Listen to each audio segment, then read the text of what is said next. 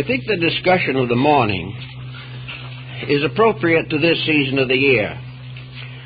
For while it is not essentially a devotional talk, it, I think, gives us some new dimensions and new recognitions of values in the descent of the Christian tradition. And in order to summarize the situation, we'll make an outline of the problems involved, but it is impossible in the time available to study the matter in depth. All we can do is mention a few of the outstanding circumstances. Up to the beginning of the 4th century, the Christian faith was very largely distributed in rural districts, in desert regions, and the churches and communions were isolated from each other. Most of the members of these groups were illiterate, and there was no actual organization or integration of what might be termed the basic doctrine. As 300 years nearly had passed, the isolated regions had developed not only their own peculiar viewpoints, but had already passed through several generations of conformity. The opinions of certain leading minds in these areas became orthodox and were perpetuated generation after generation. But in the different areas, these doctrines were not identical, and in many cases not even similar. Each had its own interpretations, each had a combination of tradition and, we might say, romanticism. And the situation drifted along like this until an important occurrence took place, which was to change the whole shape of Christendom. In Alexandria in Egypt, which incidentally was the seat of the first seminary for the instruction of Christian priests, in Alexandria there was a very pious man by the name of Arius. This man differed from the prevailing doctrine of the Alexandrian synods. He decided that he could not conform with the teachings of the presiding bishop of Alexandria, whose name, incidentally, was Alexander. The bishop and Arius got into very serious conflict, and time went on, and there was considerable partisanism.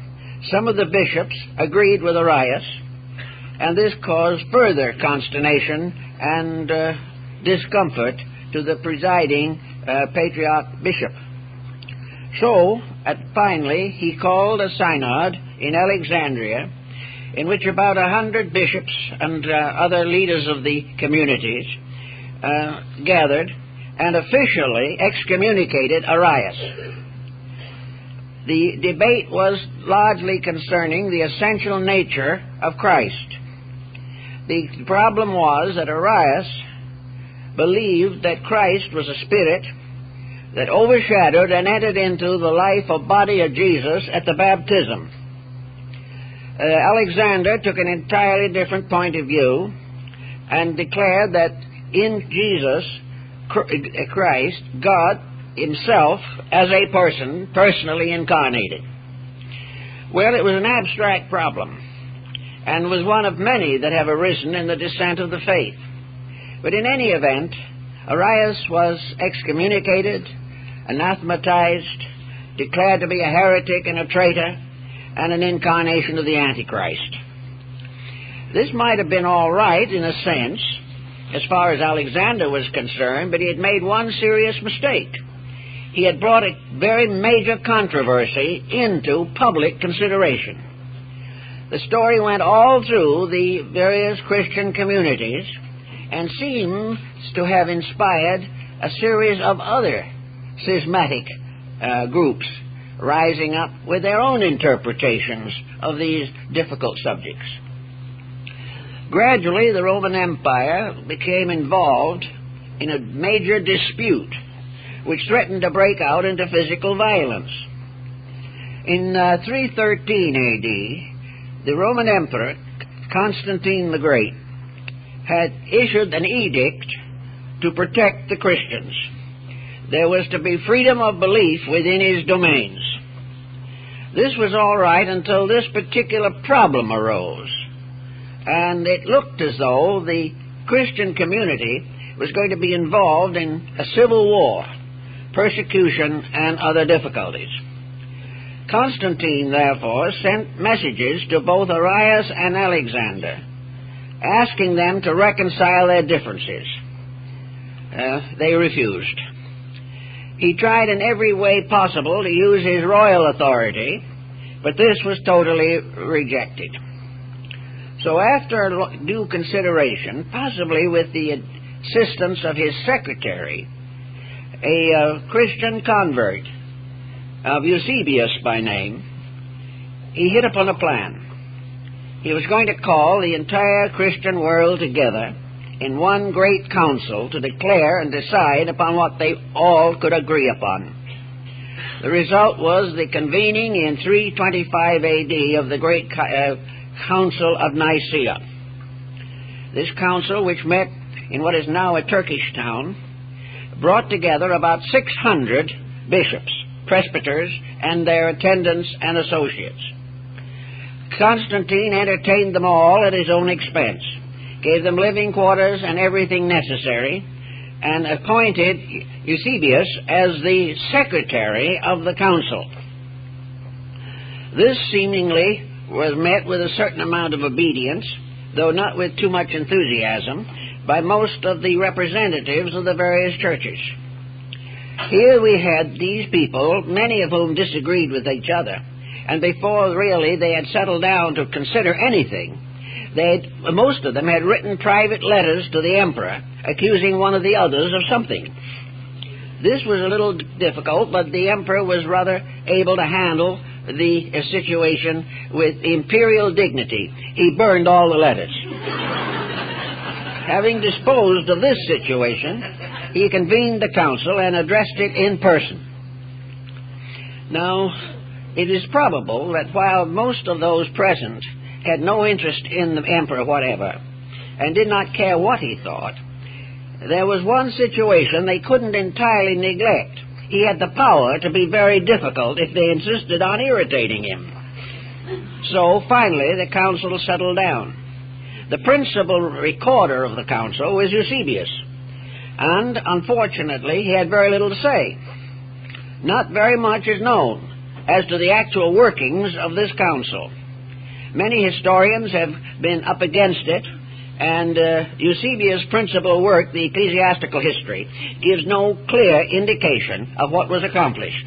It is known, however, that the Congress met, that there were many debates and discussions, and some way, somehow, the problem of unifying the doctrines came into focus. Now we have to go back a little bit to another part of the situation. These old bishops and others who came to the council, some, by the way, passed on en route and never got there. They were the oldest people in their communities and the most venerated, and in most cases, each one had a doctrine very largely his own. There was no New Testament at that time, but each of the little churches had some kind of a relic which they regarded as very sacred.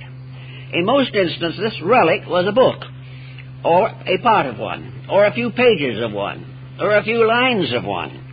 It was never read. It was wrapped in cloth or silk or some precious substance, placed in an ark, and concealed in an opening in the altar.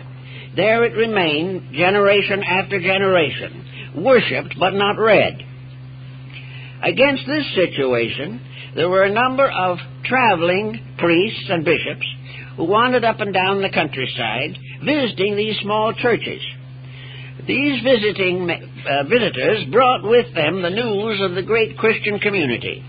They told about world affairs, they told about the various conditions of the churches, and they also recited some parts of Scripture, or some legend, or some story they had heard relating to the life of Christ and his apostles.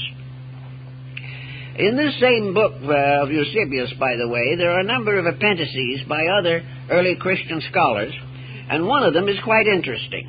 It is a list of the 12 apostles and the 70 disciples of Jesus Christ. This list is all named, numbered, and where they came from. And we know that the 70 has always been very important. But it is not noticed, at first at least, that it occurs in the numbering of the apostles and disciples. In any event now, these various prelates in their little local communities brought with them, at the imperial request, these fragments of sacred writings which had belonged to them, or transcripts thereof. In some cases it is believed that the message was brought orally by the representative, who may not have been able to make a transcript. But in any event, all of these ideas were put together, and then all of the various records, everything that was brought to Nicaea, relating to Gospels and to sacred writings, were put together to be considered for the compiling of a Bible. Now, this again is not clear in Eusebius. No one knows how this selection was made, but it was a rather arbitrary one, and certain works were included and certain works were excluded by apparently a system of voting.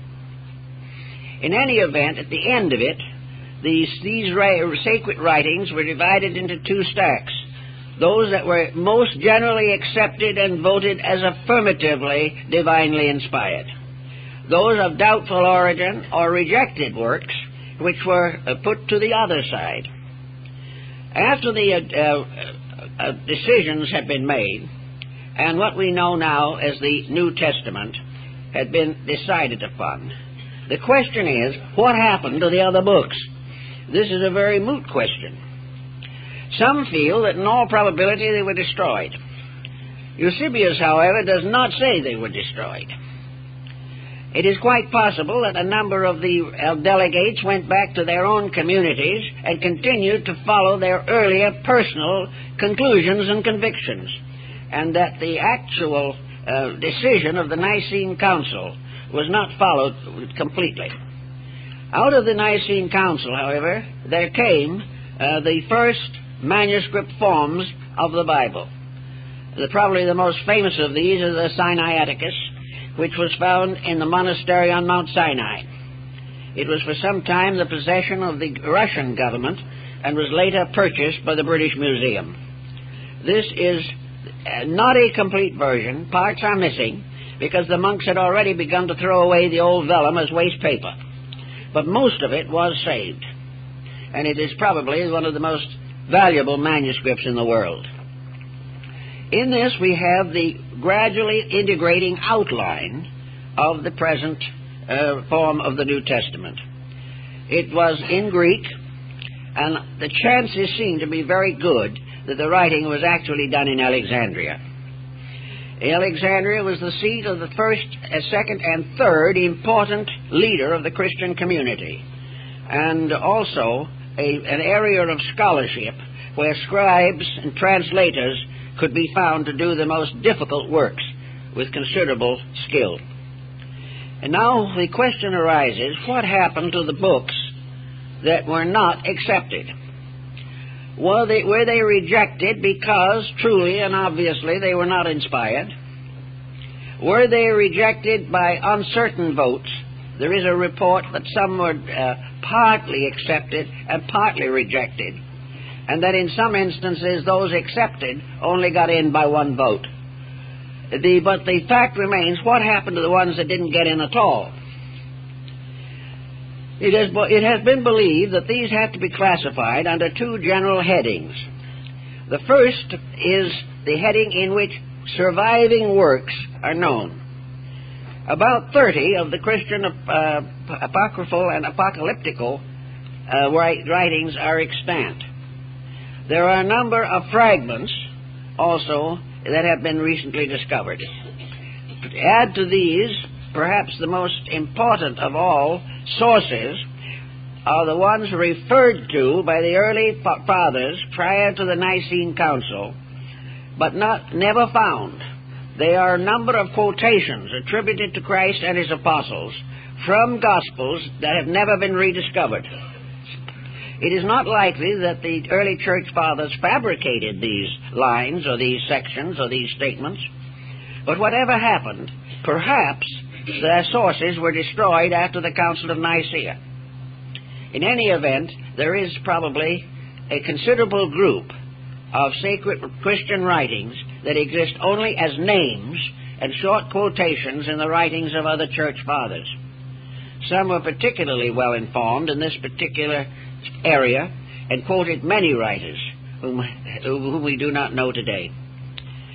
The next problem would be to try to determine the fate of those which did survive in some way. And here we have what we call the Christian Apocrypha.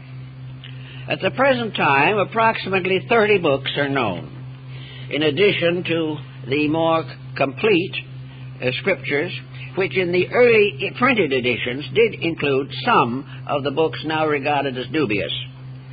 There is also an Old Testament Apocrypha, which we won't be able to touch on today, but part of it, especially the book of Maccabees, was continued in the Old Testament beyond the time of the King James Version. Luther rejected the Apocalypse of John completely, and there's been controversy over many of these books. Actually, in addition to the Apocrypha as we know, there are a number of volumes, and some of the early fathers included among the Christian documents the writings of Valentinus and Basilides, the Gnostics of Alexandria. They were quite justified in doing so, and the recent discovery of the Gnostic library proves that as early as the 4th century, which is the time under consideration, these Gnostic books had many references to the life of Christ, to the ministry, and in the case of the Pista Sophia, which is certainly of the 3rd to 4th century, there is a detailed section devoted to the instruction given by Jesus to Mary of Magdala. Therefore, many of the Gnostic writings, both the Christian Gnosis and the Jewish Gnosis, do overlap and do definitely have references to the life of Jesus and his teachings. Those that have survived to us under more or less special headings, for the most part, have been decided to be of an optimistic nature by church historians in general. Most of the apocryphal lives of Jesus gave strong emphasis to his childhood, which is comparatively weak in the gospel versions. They also indicate that as a small child he performed numerous miracles, of which one, of course, was the creation of clay pigeons which came to life and flew, and several other similar episodes. Also, it is apparent from these early writings that there is no overshadowing of tragedy in most of them. They do not go into the tragedies of the effort to disseminate the ministry. Among the most interesting probabilities in connection with the apocryphal writing is to consider whether they formed a tone or an underlying quality which the Orthodox theologians were afraid of. And this is perhaps best noted in the Gospel of Nicodemus, which is very interesting and does include the death of Jesus and the descent into the underworld and the harrowing of hell, in which he went down, and the discussions between the evil spirits of hell and the Messiah are very curious. But one of the most interesting is that the spirits of evil, speaking of sinners in their domains after death, so that they would be punished until it was time for them to be reborn again into the material world. This probably cost Nicodemus inclusion in the Scriptures, because the Orthodox community was too severe on these particular points. There are many other similar interesting episodes, and some very controversial ones. One of the most interesting and stimulating groups consists of the letters of Paul and to Paul in relation to Seneca. According to one of the apocryphals, Seneca, a Roman philosopher of considerable esteem, wrote many letters to Paul, the apostle, and in turn he wrote to Seneca. The tone of the apocryphal book is to the effect that Seneca, if not a convert, was very sympathetic to the Christian cause, and there was considerable discussion of fine points of theology. But for the most part, the letters were of a kind of general, kindly, and constructive attitude throughout the story. Another interesting group of material deals with the life of Pilate after the crucifixion of Christ. According to this particular little apocryphal section, he was returned to Rome, where he was made accountable to the emperor for his conduct. He took with him the seamless coat of Jesus, and whenever he was called into the presence of the emperor, he wore this coat. And while he wore this coat, the emperor could not convict him. So the emperor made arrangements for the coat to be taken away at a certain time. Then Pilate was convicted and executed for his bad judgment in connection with the death of Jesus. This becomes the basis of quite an elaborate structure in one of the apocryphal sections. We also have, of course, a number of the apocryphal books traced directly to the other disciples besides the evangelists. In other words, that St. Andrew contributed. Barnabas, who was with Paul for a long time, did the book that by his name among the Apocrypha. And the books of Hermas are very interesting and important. The Proevangelium of the Pseudo-Matthew. Many of these works are probably worthy of inclusion in the present scriptural collection. However, if we study them very carefully, we are forced to admit that they do not add a great deal of specialized information. There is a legendary quality about many of them. They, however, nearly always are in conformity with the four Gospels and the Pauline epistles. They represent various extensions or amplifications of some of the ideas in the accepted canon. So we don't find anything that is going to finally solve any major controversy concerning the life of Christ. But we do find abundant evidence to support the major historical events related in the Gospels. We also find that there seems to be an effort, or was an effort, to depreciate mysticism, and a major, at least oblique attack on the Egyptian Neoplatonism. The philosophy side of the Christian doctrine, as it gradually developed through Aquinas and St. Augustine, does not have much bearing in the apocryphal works. They are purely devotional and would appear to be based upon each other into a large degree. They are, however, very interesting and quite important in their contributions to our general knowledge. I think one point that was made by Constantine, it should be of great interest today. Constantine was by no means an extraordinarily noble character. Constantine was probably interested in Christianity primarily as a means of supporting his control of the empire. He was not a particularly virtuous man. In fact, he was either convicted or accused of a great many rather despicable acts. He was not able to be initiated into the Eleusinian mysteries in his own country because of his bad reputation. But Constantine did have one very interesting remark to make, and it was in about 320 that he made it. And it was a remark that I think is of still a great importance. He said, "Why does this new religion place so much emphasis upon theology and breaks itself into splinters due to its theological differences, when it was evidently intended by the founder, as found in the four Gospels, to improve the moral life of man, to increase his spiritual insight, and to advance the cause of universal brotherhood without consideration for various sectarian differences?" Now, coming from a man who was not baptized practically until his deathbed, this is a very interesting thought.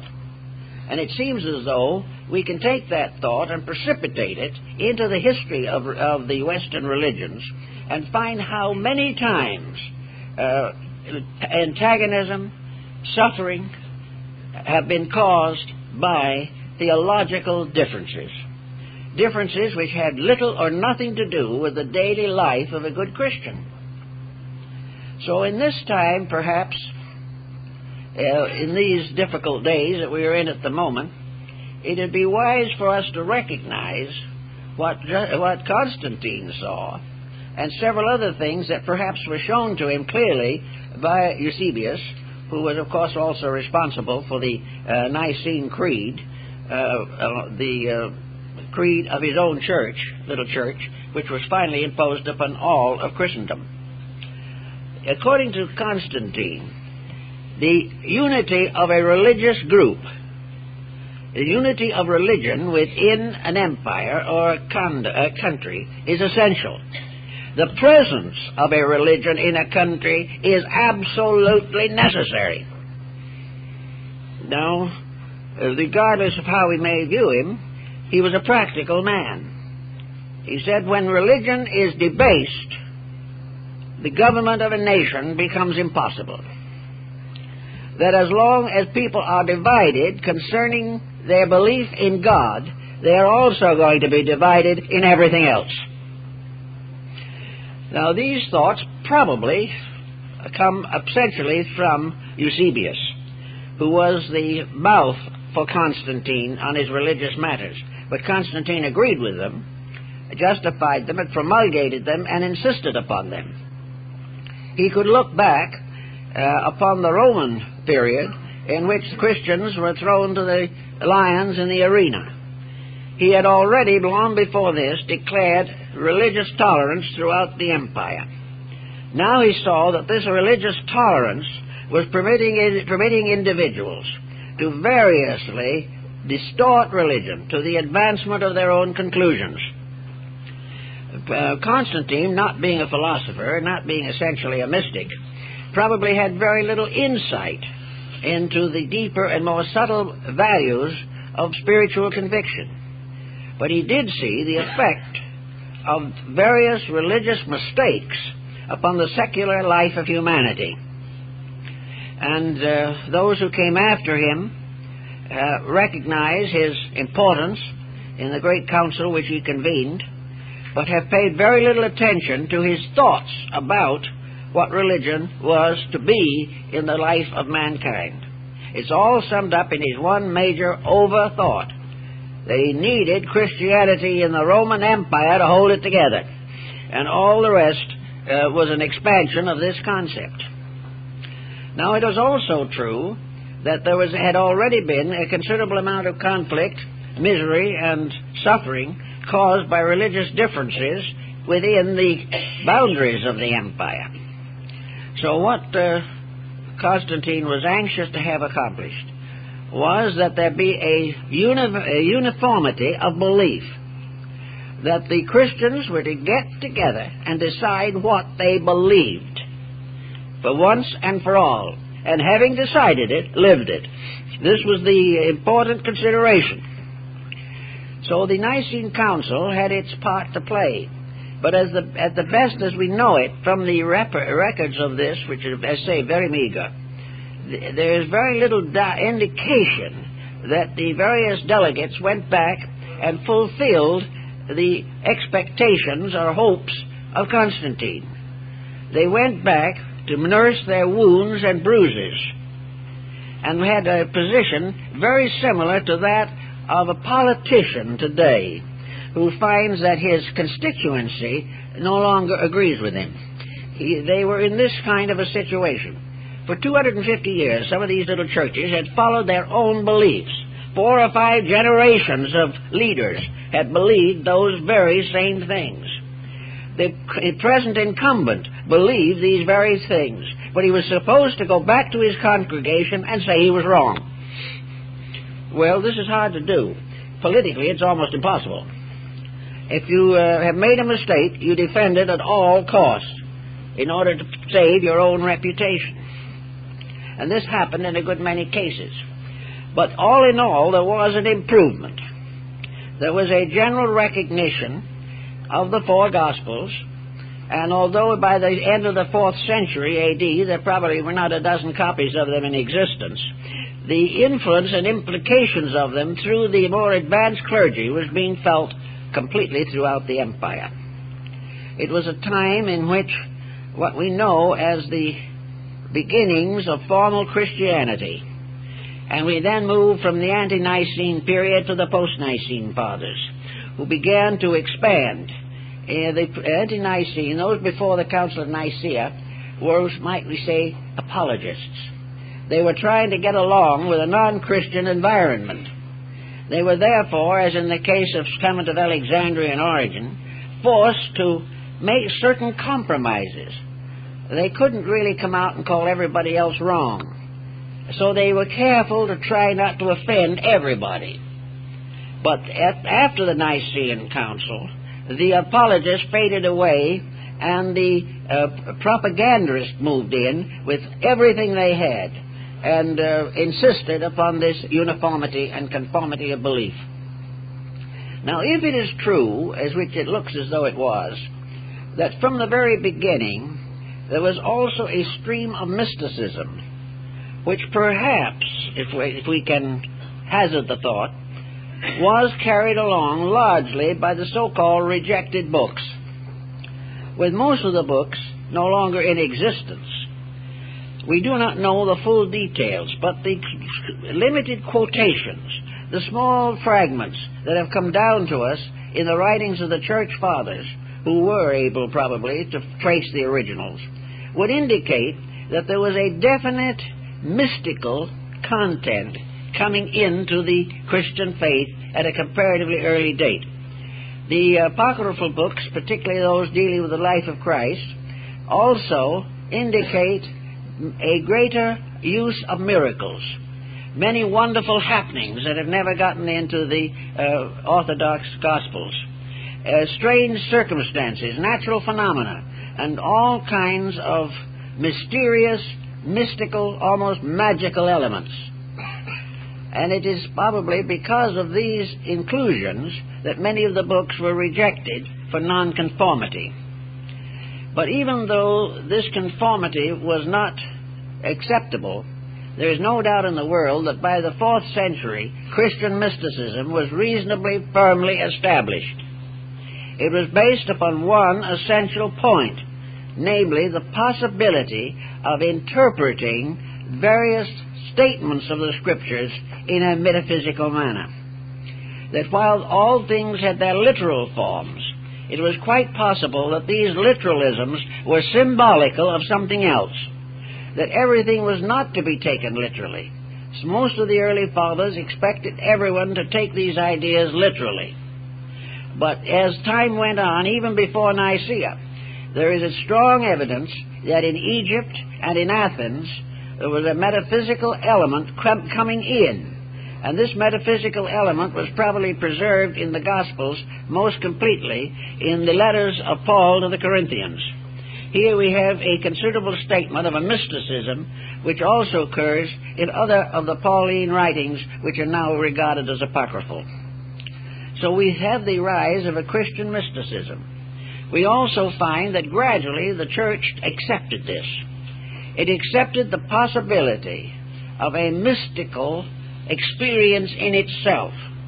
And gradually the canonization of prominent church fathers depended on one of two factors, either martyrdom, which was the larger one, or a mysterious mystical experience of communion with deity.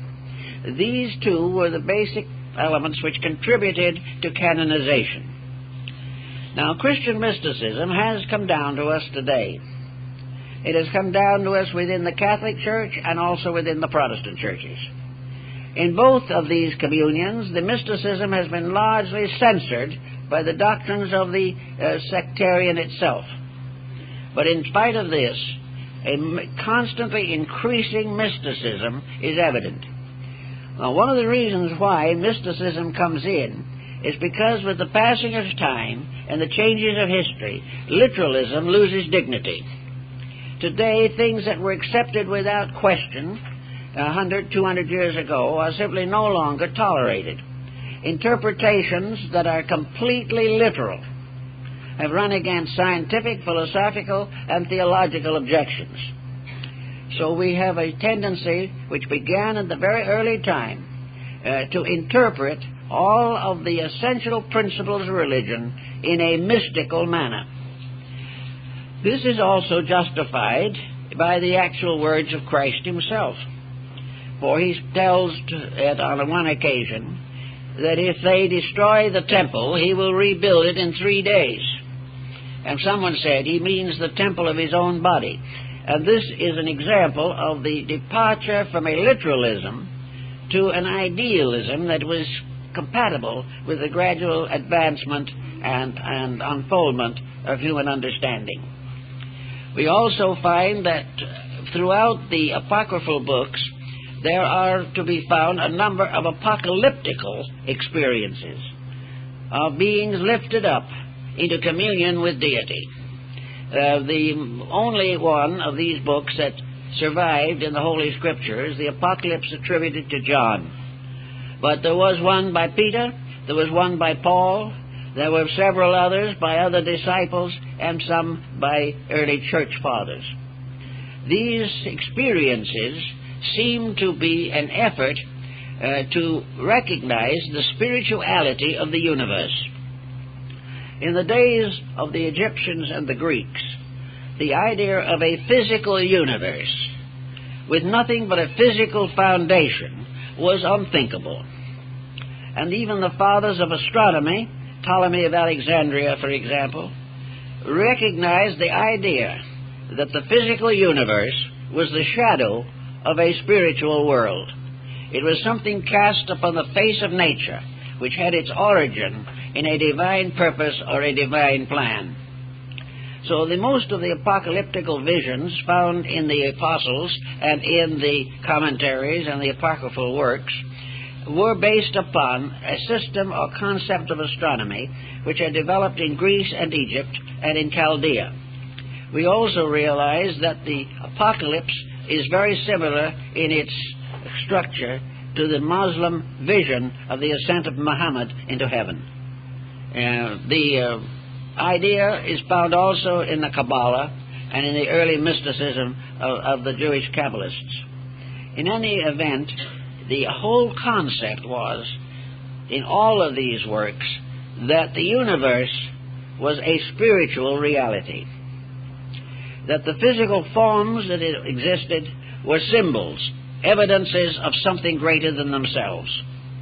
The point of view that the universe was created out of nothing was held for a time by the early church, but gradually relaxed away, because it was simply not possible to assume that something comes from nothing. But in any event, the main theme of the situation was represented by John in the Apocalypse, is that life is a spiritual mystery, that religion is the recognition of the reality of things unseen, that man himself is a spiritual factor moving through a spiritual world, but this truth is obscured by the restrictions of his own sensory perceptions. Therefore, the early communion had to believe and affirm, as is represented on the ceiling of the Sistine Chapel in Rome, that the divine power fashioning things, creating things, was in truth a deity, not merely a law, not merely a mechanics going on forever through time and space. That there was a divine mind and a divine consciousness and a divine soul behind the mystery of existence, and that the manifestation of this divinity was particularly summarized in the ministry of Jesus Christ. So that the apocalyptical books all have this flavor, but do not fully mature it. One of the reasons why they did not mature it was because to do so, they would have been required to accept certain non-Christian principles, already well known and in circulation in the areas. So it was best not to go into detail on this, but to maintain the simple fact, undeniable and irrefutable, that the universe is essentially a spiritual reality. Most of the apocalyptical writings assume this. the Apocrypha intimate it. And they also intimate in various ways the importance of the individual's acceptances of certain truths. I think we may also say that the apocryphal books contain a number of allegories like the accepted volumes, which require interpretation to even make reasonable sense. They are parables, they are symbols, they are myths, legends, all of which, however, are founded in the spiritual fact of man's existence in a divine plan. Now today there's another kind of controversy that has arisen, which is no longer relating either to the accepted Gospels or the possibility of enlargement through apocryphal means. The head-on collision today is between what we might term materialism and idealism. The non-believers of antiquity were regarded as heretics. The non-believers of today pride themselves that they are scientific intellectualists. They believe what they believe, just as all these little priests and bishops back in the 3rd century and 4th century believed what they believed.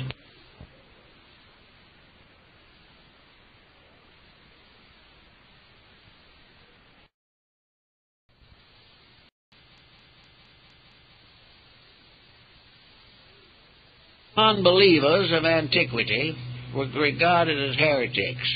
The non-believers of today pride themselves that they are scientific intellectualists.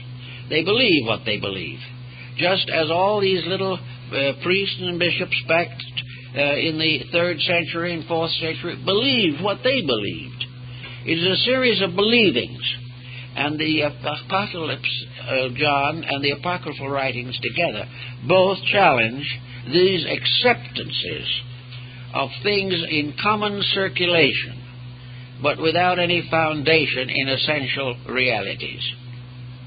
Even in the times of Origen and St. Athanasius, there was a certain misgiving about the acceptances of the past in its orthodox form, that because something had always been believed did not make it infallible. It was only infallible if it was true, and it was very difficult to prove or justify some of the prevailing beliefs which were holding control of public minds even in the 3rd and 4th century. Today we have another head-on problem, but we have not yet developed a Constantine to handle it. And this problem is simply that a world divided between belief and unbelief is in a very serious condition, because it provides the grounds for all kinds of fanaticism, terrorism, and disillusionment in every area of life.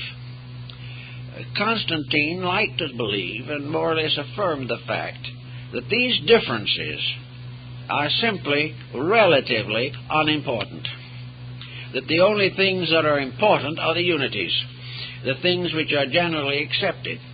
Constanza, the daughter of Constantine, finally convinced Arius to come into some kind of a compromise decision with Alexander. And perhaps it was her charm, or perhaps it was her piety, for she was a Christian, that finally an arrangement of arbitration was achieved. But in this arbitration it was never consummated, because Arius died in Constantinople while on his way to be restored to his official dignities. This was the end of the one heresy, but it was the parent of many heresies that go on all the way through, not only the Christian faith, but most of the religions of the world. Every religion has had a council at somewhere along the line to try to straighten out its problems. And these problems are all based upon the lack of evidence that is generally acceptable concerning divine matters. To find an agreement between persons of different convictions, different ages, different races, different nations, these differences, how to reconcile them. Well, there's only one way that we have found up to date now in connection with this type of problem, and that is tolerance. The individual must recognize the rights of other people to believe according to their own beliefs. It is also very much more important to challenge the individual on the level of conduct, because there he can prove or disprove the integrity of his convictions. He may believe what he pleases, but his religion is revealed by what he does in action. And there can be no doubt that on this ground a compatibility is possible. If we judge a person by his merits alone, we can then have some confidence in his creed. The American Indian took this attitude completely. He never questioned the religion of a stranger. All he did was watch. And if the conduct was good, the stranger was good. And if he was good, the thing he believed had to be good. So that in this way, a lot of controversy was eliminated. Again, today we have the same problem that the Nicene Fathers faced, and namely that there are a large number of schismatic fragments of all the religions that break away on some point of difference.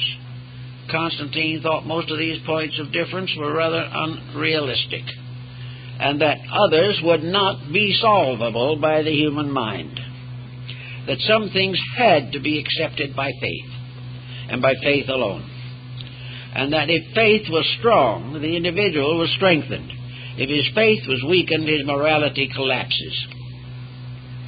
So it is faith, but which must take the place of knowledge in the study of the ultimates. The ultimate nature of deity, the ultimate purpose for the world, the ultimate end of man. These situations can be verbalized into more or less parables or simplifications, but the facts are beyond human conception. And these facts are not necessary. Man never needs to know more than he can reasonably learn in order to live as well as he can reasonably be expected to live. So from that time on to here, we find this long shadow of an old problem that is being more or less born again. This year, the world has many people with good ideals, with high hopes and severe and conscientious principles. And yet the great bodies of mankind, both religious and secular, have not been properly reconciled. Unless they are reconciled, they cannot lead the way to a world peace or a universal enlightenment. Education has certain advantages over theology, because it deals mostly with things which can be demonstrated up to a certain point. And education generally quietly neglects or denies that which it cannot reach. But today, the struggle between materialism and idealism, it goes on because of the failure of human beings to sit down together and attempt the reconciliation of their differeof. Perhaps the nearest thing we have today to the Council of Nicaea is the United Nations organization. And the delegates thereto are very much like the bishops of the 4th century. And most of them are writing letters criticizing each other. But the fact, man, is true that something must be done to reconcile the common differences of mankind. And among these differences there is a violence, there is a tyranny of attitudes, there is an unwillingness to arbitrate, there is a determination to live or die on a certain point or condition. In most cases, the elements involved are not especially valuable. When I was in New York a number of years ago, I gave a series of lectures in a building there, which was devoted very largely to philosophical discussions of one kind or another. And I learned while there that two very important sects of philosophical thinkers had wanted to use the facilities of this building. They had wanted to have the right to hold their own meetings there. But in both cases it was understood that they could not possibly do it if the other group was admitted. Even if it was a different day, a different place, a different time, if one was admitted, the other would refuse to come. And that was in the recent years. So this type of thing is slow in breaking down. There are evidences that it is becoming somewhat better. And there are now groups that are able to get together who had no common ground 50 years ago. But the great problem still remains. The 4 or 5 great religions of the world all have essentially the same teachings. And as one great scholar of the past said, there are 70 names of God, but only one God. There are many faiths, but only one reality behind them all. And we have been divided for centuries by names and words. We have thought if the word was different, they were talking about a different thing. But this is not true. The one great thing that we have to learn is the divine law governing life. And we have to learn to get together and serve that law together and in cooperative relationships. World Fellowships of Faith, I attended the World Congress of Religions and many other groups trying to work out these problems. They have strong support from minority groups, from those who are not prejudiced, but the rest are in the same bad spot as that which confronted Constantine in 325 A.D. The situation must be clarified. We cannot permit this difference of opinion. We cannot permit any unreasonable, unfair condemnation of an individual on a principle which does not involve ethics or morality or integrity. Integrity we may demand. Ethics we may hope for. We may hope for honesty and consecration and sincerity. But we cannot expect complete agreement unless we broaden the foundation, enlarge the structure until it is inclusively possible to get everything into it. Now, at this time, we are gathered to celebrate the birthday of the greatest figure in the history of humanity. And the power of this figure in the transforming of the life of mankind cannot be overestimated. All the words that were written about him, all the Gospels that try to interpret him, are secondary to the miracle of the fact itself. We found finally a voice that was the loudest voice that the world has ever heard. A voice which is still strong enough to control the religious life or influence the religious life of over half of the human race. Now this power lies not in wealth, in militarism, despotism, or physical authority, but in the magnificent example which reaches into our lives and hearts and inspires us to do likewise. We are in the presence of a magnificent symbol of man's proper way of life. The constant recognition of loving one another, of serving truth, of sacrificing self for the common good, and for the recognition of the divine in all of its manifestations in all the areas of experience and phenomena. Recognizing this, we do have a tremendous wealth, a wealth of spiritual integrities, a wealth that cuts through all of the racial and economic and social states of humanity. We have many groups in the Christian communion from other nations, other races, from far places, and every phase of human culture has been influenced. So therefore, we need now perhaps to learn the lesson of the Council of Nicaea, to learn the lesson of finding a way to codify the entire concept of man's life. Several efforts have been made to write a religious book, a universal religious book. My old friend Dr. Riley tried to do it. He called it a Bible of the World, in which the best sections of all sacred books are brought together. This was a very noble experiment. Many profited by it, but it was not strong enough to move the situation in the direction that it has to go.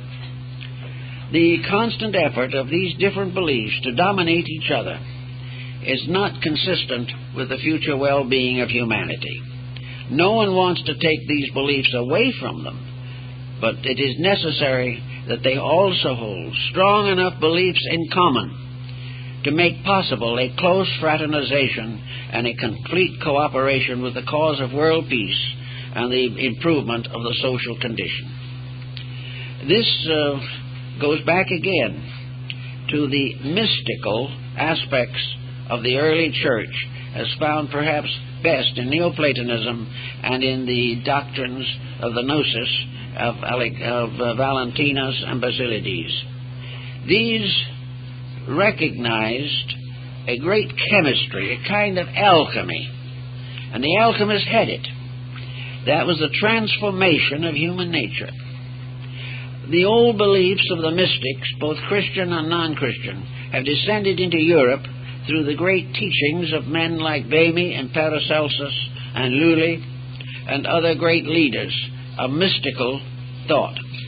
A deeper meaning, that the real problem is the transmutation of human nature, and that the transformation or universal reformation of humanity is the only solution to our problem. This was the original problem of the Gnosis and was one of the earliest problems of Christianity. The early church fathers believed firmly that the heavenly world would come to earth, that in due time and in due course there would be but one world, one humanity, living together in peace under one God.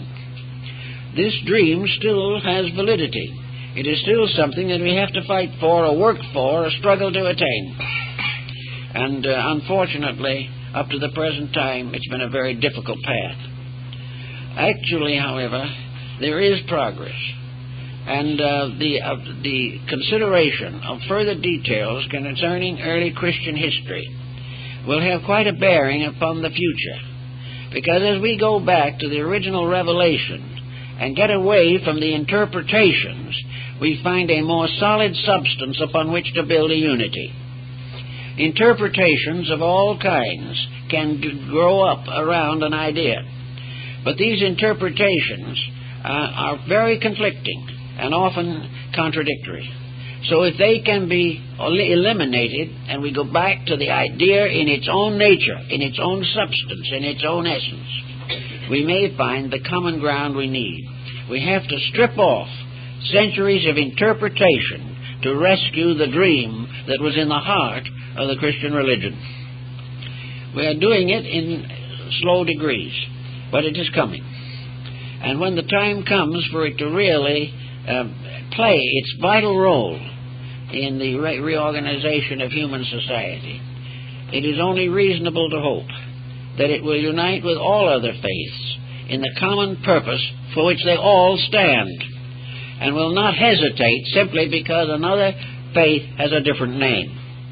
That we will no longer consider the heretics and the non-believers. We will rather recognize that these are terms in our own minds, but that everywhere, from the beginning of time, religion has had one purpose, and that purpose was the improvement of the inner life of man.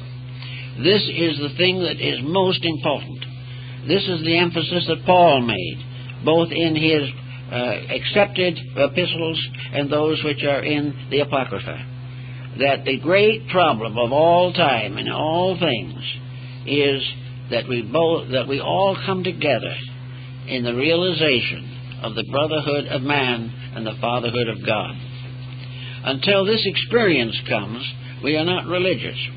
The Gnostic Christians and some of the others had a mystical baptism, which is implied in some of the apocryphal writings, but not clearly set forth. In this mystical baptism, the individual simply stripped off all of the garments of his believing and went back to the source. That he was to start as a little babe again. For while he might be a grown person in body, he was a little child so long as his inner life was not strong enough to sustain him. The purpose of the child is to grow into an adult in whom the power of self-determination is sufficient to guide life. It is only the individual who can guide his own life in the way it should go whom has any right to be regarded as mature or grown up in his concepts.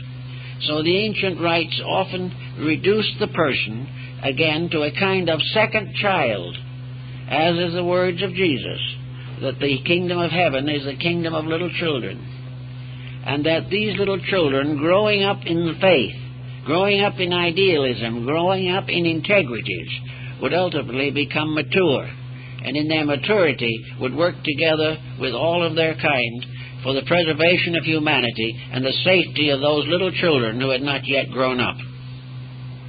Thus, the purpose of the entire situation still is what it was in the beginning, to answer a primary question, namely, is there a power of infinite good at the source of life? Is there a law that determines all action? Are there realities that cannot be denied? Are there laws governing personal conduct that cannot be violated without tragedy? And are these laws the representations of the consciousness of the creating power? Are we therefore living in a universe in which there is a lawgiver, and we are expected to obey that lawgiver? This is against the concept that is held by some, that we are in a universe of accidents and incidents, that there is no rule governing anything, that the individual while he is alive, and when he dies, he's dead, and that's all there is to it.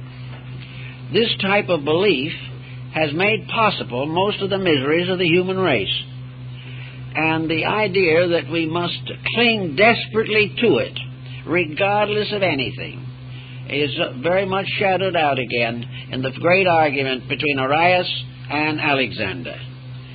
Neither one would give a bit to the other. Neither one would admit that there could be anything wrong with his own interpretation of realities.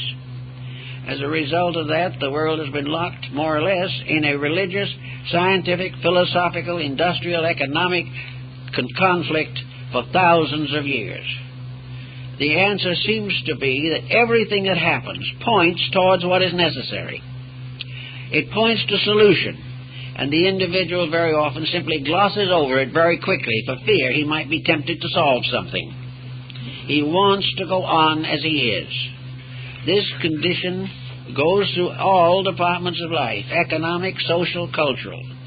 But the time must come when, through the experience of his own tragic mistakes, the human being comes back again to the realization that there is an archetype, there is a plan, there is a purpose. And those who are understanding and enlightened are either for this purpose or against it, and that there can be no compromise. We either must believe in the reality of the divine plan or disbelieve. If we believe, we have strength to meet many obstacles and problems with courage and integrity. If we do not believe, we find ourselves in a shipwrecked condition in a world that is gradually falling apart. The apocryphal writings have been translated now from manuscripts in the Vatican and in several other great centers of culture.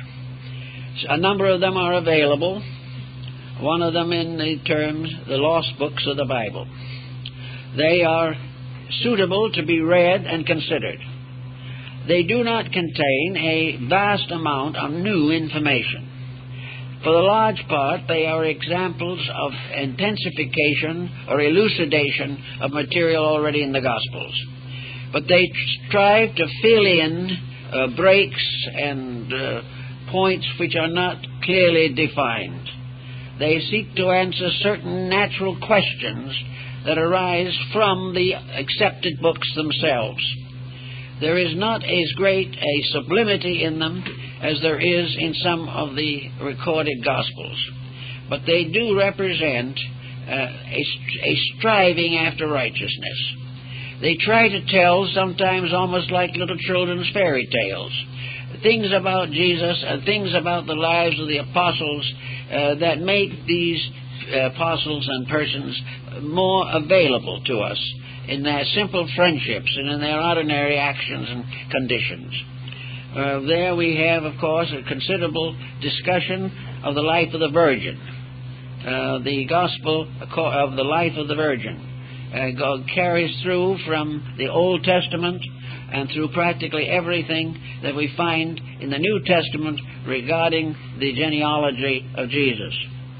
We also have all kinds of little additional things thrown in to vitalize and make more interesting these classical accounts. And there's no doubt that many of these books would be a considerable inspiration to the average person. That they do indicate also that early there was a greater literature. But this greater literature, particularly in its more profound parts, is not present in the Apocrypha.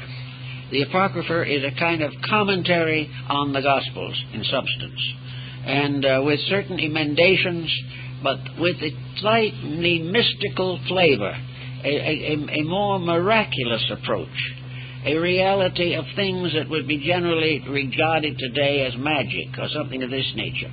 But the various divine personalities or worshippers or bishops are given powers and circumstances, and these in turn contributed to the Golden Legend, the first great book of Christian, we might say, mythology. Vortigern, in his Golden Legend, gives the lives of saints, the lives of martyrs. He is also the one who, for instance, gives us a clue to the sacred books of the Ethiopians. For there is another group of Apocrypha that we haven't considered at all, and that is books that arose in distant communions where the faith has remained unchanged for nearly 20 centuries. The Coptic Christianity of North Africa has its own commentaries, its own messengers, its own teachers and heroes, but it is still dominated by the Christian Gospels.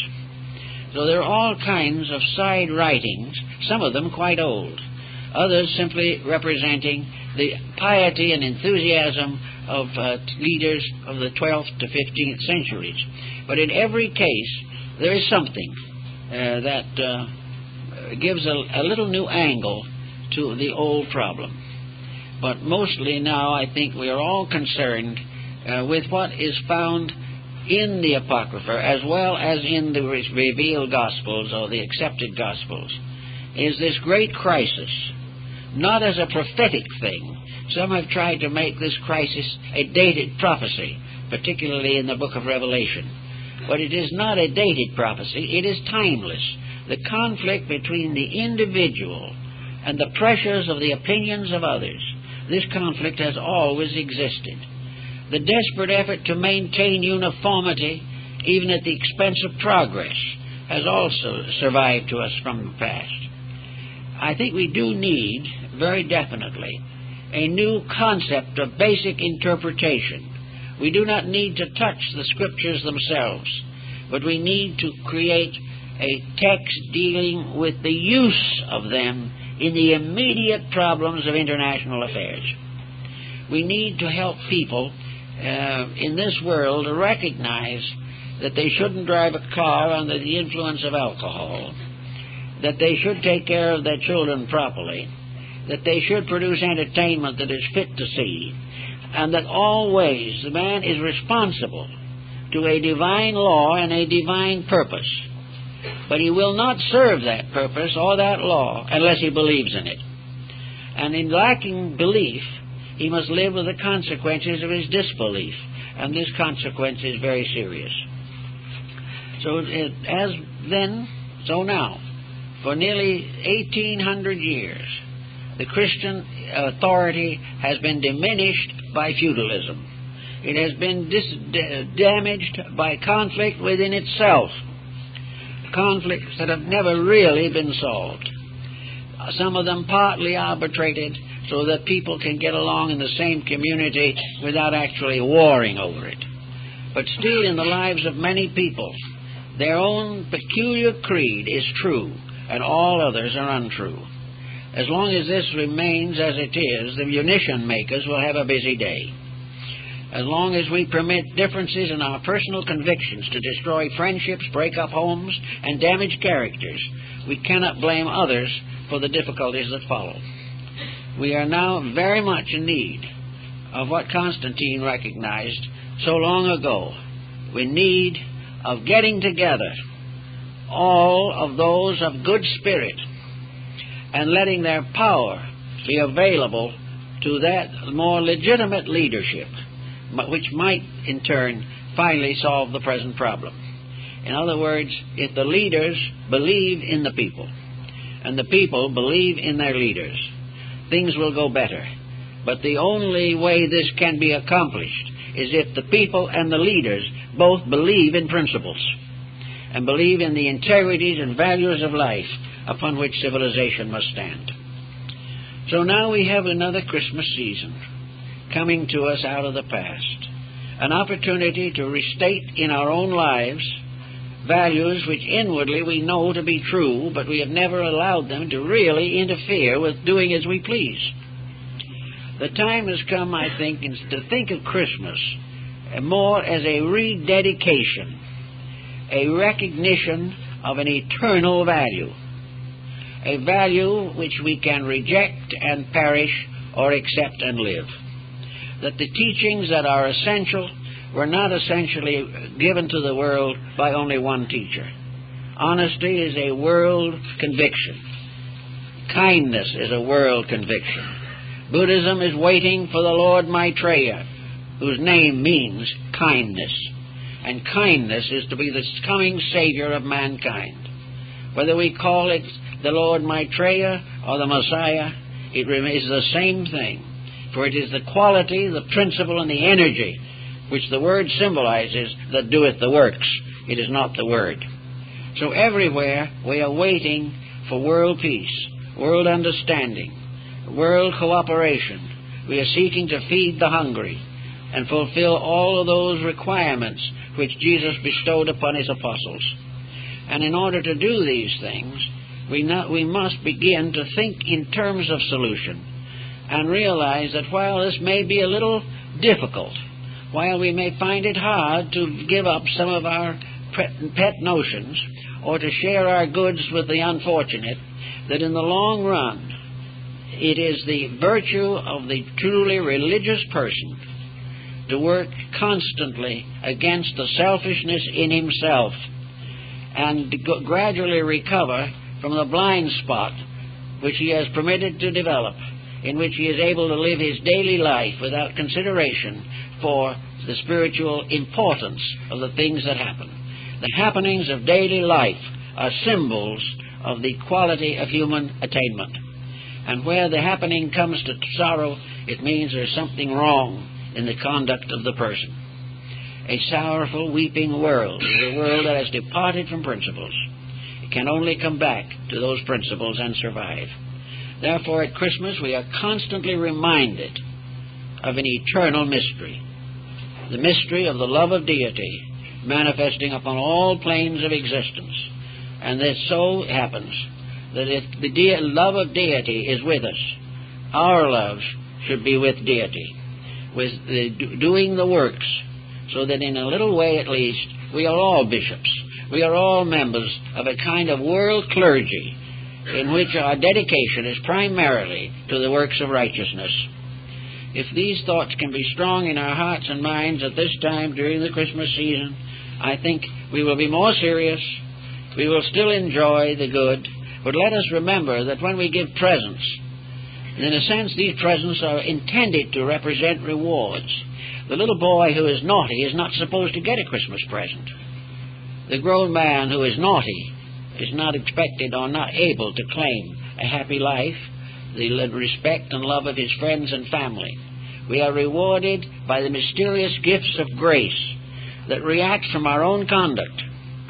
And each individual who lives a little nearer to the truth will find in himself that he is a little nearer to peace, security, happiness, and world unity. These are the things that we must give consideration to, especially this year.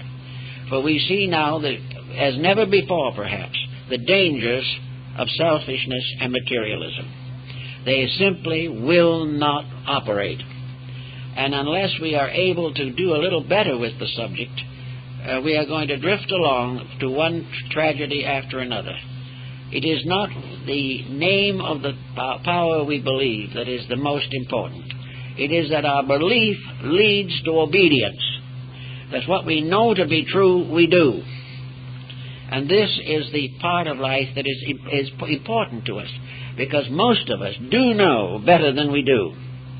And if we do what we do know, we will know more. For each development of character releases from within ourselves a new wealth of mystical overtones and insights and understandings. So we'd like to wish for all of you this year a new dedication to the great principles of truth, new friendship, the ability to say more and more that there is no belief in the world that you are going to criticize, that you're going to do everything possible to help everyone live his beliefs in terms of the one truth behind them all. And that if we will overlook appearances and stay with principles, we can accomplish something for nearly everyone who comes into our lives. So having a deep insight into meaning yourself, into the realization that if we love truth, we will keep its commandments. And if we believe in Christ, we will keep his commandments. If we will kind of make this a living, firm establishment within ourselves, we'll have a better new year. And the whole world will be better.